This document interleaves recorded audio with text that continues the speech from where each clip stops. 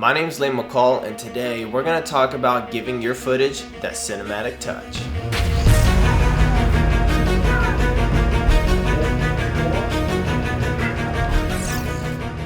So you're interested in shooting video, but you just can't quite seem to get that movie-like image, right? I've been in that boat before. That's why I wanted to take the time to teach you all how to make a cinematic-looking video.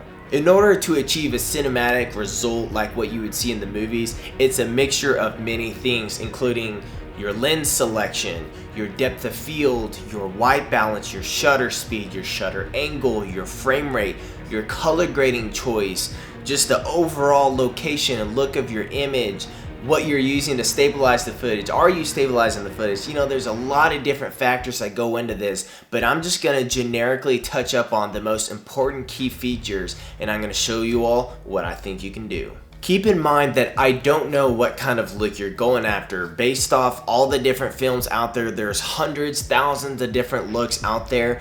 I'm just gonna generically touch up on a lot of things that many movies have in them and what I like to apply to my images, okay? So I think the first setting that you need to have in your camera is the frame rate, which should be set at 24 frames per second.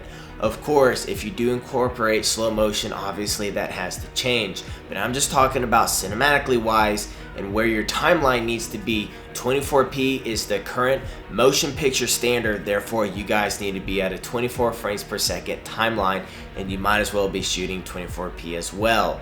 Along with that goes with the 180-degree shutter angle rule. You need to double your shutter speed based off your frame rate, so 1/48th of a second would be ideal. Now if your camera does not support that, I would recommend 1/50th. Get as close to 1/48th as possible. If you're interested in learning a little bit more about video frame rates and shutter speeds, I made a video dedicated entirely to those features, and you can click that card right up here. Alright, the next thing that you need to distinguish is your white balance. And like I said, I don't know what kind of look you're going after, therefore I can't tell you what kind of white balance you need. But what I can tell you is you don't want to overdo it. You want to stay somewhat neutral unless you are trying to do everything in camera. So I personally, if I want to go after a very heavy, gritty looking image, I might have a much warmer looking tone, but I'm still not gonna push it too much in the camera. I'd rather do that in post-processing. And that actually leads me to my next thing, is actually log. You need to shoot in log if you want to get the most cinematic results. Now, of course, your camera might not have this feature built into it, but what it probably does have is a flat picture profile that you can use. Once again, if you want to know a little bit more about picture profiles or how to shoot and color grade log footage, you can check those out right up here in these cards above. Now, once you shoot the video in log, you're gonna have to color grade it, and that's gonna go into the color grade scheme. I personally think that a lot of movies have a very contrasty look. You know, the blacks are brought down quite a bit. You're able to see a lot of the highlights if you're shooting through a window or whatnot. You'll notice a lot of movies don't have blown out windows. Some of them do, but that's for a key look. I personally think that actually brings up one of the most important things ever whenever you're shooting a movie or even just a regular video for YouTube work is lighting. Right here to camera left and my right, I have the aperture 120D at full power to help give this overall cinematic look to this YouTube video that I'm bringing you guys. I have a bounce reflector right here, as well as a small LED panel over here in the back that has a color temperature orange gel on top of it. So I think that you all really need to light your sets if you're trying to go after a very cinematic look. All movies have lighting. Even if it's natural light, they will still adjust and control it, whether it be through filters, neutral density filters, or whatever they have on set. Another of one of the most important aspects to making your film look cinematic is actually your shots and how you compose them. I'm not going to teach you all how to do that in this video, just keep that in mind. But what I was actually going to talk about is what you're using to stabilize your footage. A lot of us young filmmakers, they like doing the run and gun guerrilla style of filmmaking. The problem with that is getting all the little camera shakes in there, all the little jitters. Camera shake is good. Camera jitters are kind of amateurish, guys. You really probably want to eliminate that unless that is a very specific look that you're going after for your short film or your video project. I personally believe that's just an excuse that a lot of young filmmakers say, oh, that's the look I'm going after, when in reality it makes them look amateurish and childish to say that that was the look whenever they just didn't want to take the time to get the proper equipment for their films.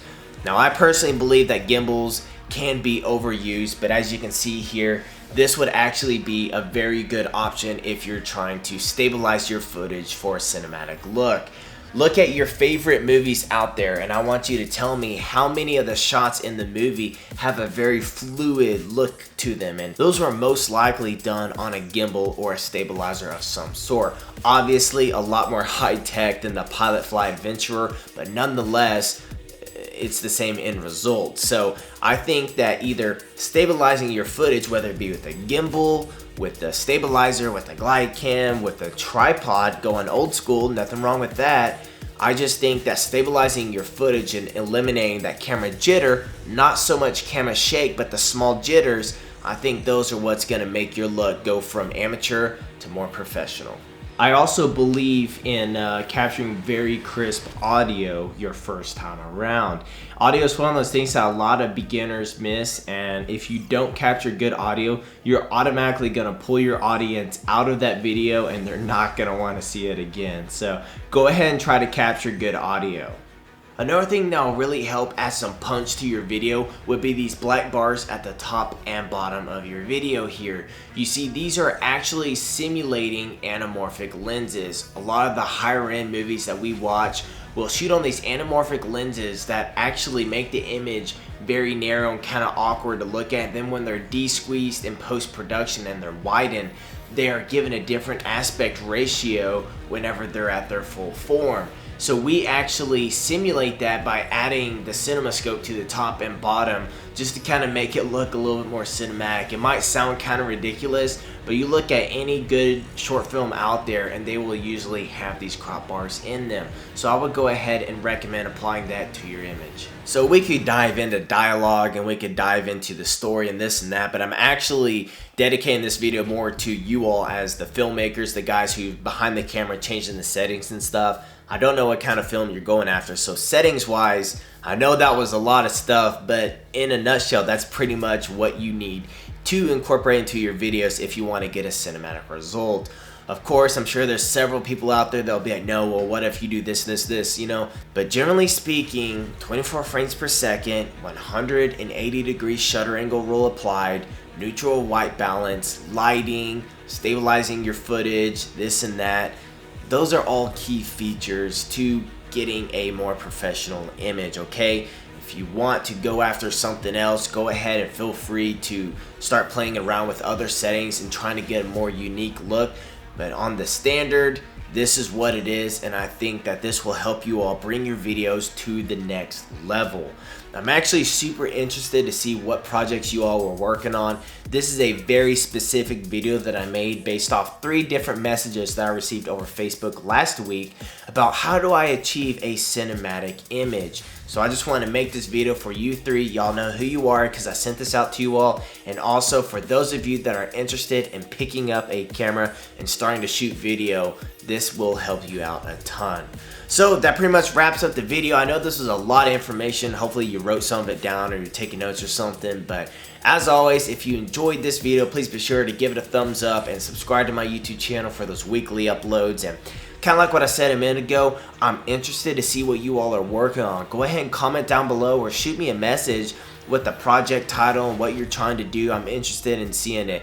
Go ahead and hashtag McCall Creative or McCall Photography so that I can go through there, digest it, and see what you all are working on, okay? So get out there and start shooting. I can't wait to see your projects. Take it easy. My name is McCall.